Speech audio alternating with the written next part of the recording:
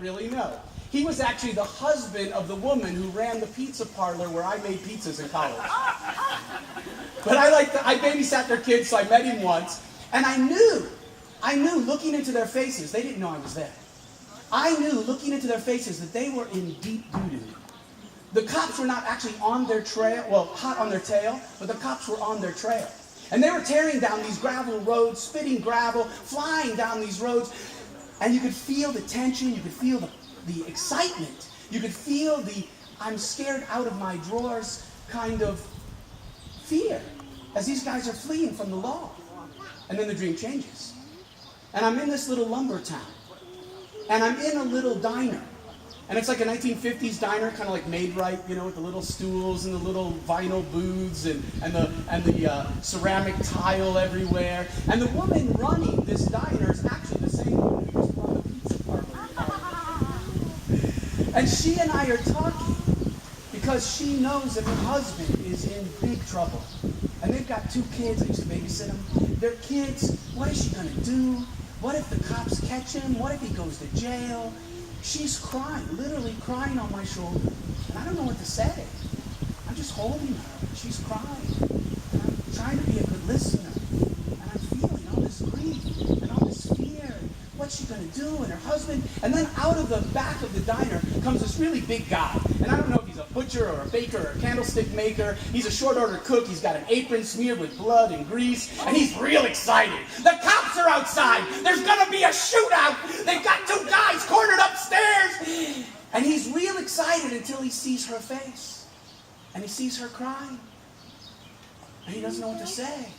And you see that this is the most excitement this town has ever had dissipate. And he's like, and he just walks away. And I turn to this woman and I say, it's your husband. And you can make a difference. You've got to go upstairs. You've got to talk him out of this. And real briefly, I rehearse, what is she going to say? She tells me, how are you going to save your family? How are you going to save him? How are you going to stop the violence? How are you going to stand up? How are you going to use your words to make a difference? And she is a powerful woman. She stands up, literally and figuratively, and she is going to go upstairs and she is going to stop this nonsense right now. And as she storms upstairs, I'm overwhelmed, as you can imagine, with all these feelings and all these people and what's going on. And I decide to go into the back room of the restaurant. I somehow know that, you know, there's the front counter and the booze, but there's a back room that they have for banquets and stuff. And maybe I can get a quiet table and I can be by myself. But as I walk into the back room, little doorway, 3 women are coming out. And I instantly recognize one of them was a friend of mine in college. I actually forget her name, but we were on some committee together. And she was getting married. And she was in her wedding dress. And behind her were 2 bridesmaids. And because it was a little doorway, as she walked out of the doorway, she literally walked into my body. And you know how dreams are. For a moment, I'm getting married. Today is a perfect day. I'm so in love. And all my best friends are here. And she walks out of me. And I'm like, whoa, what was that? And then her best friend walks into me. And she's a little jealous. She used to date the guy. And she should have. He's a good catch. He got away. And then the 3rd girl walks into me. And she's just so happy for her friend. She doesn't like the dress very much. But she's going to a wedding. And it's going to be a great day. And she walks out of me.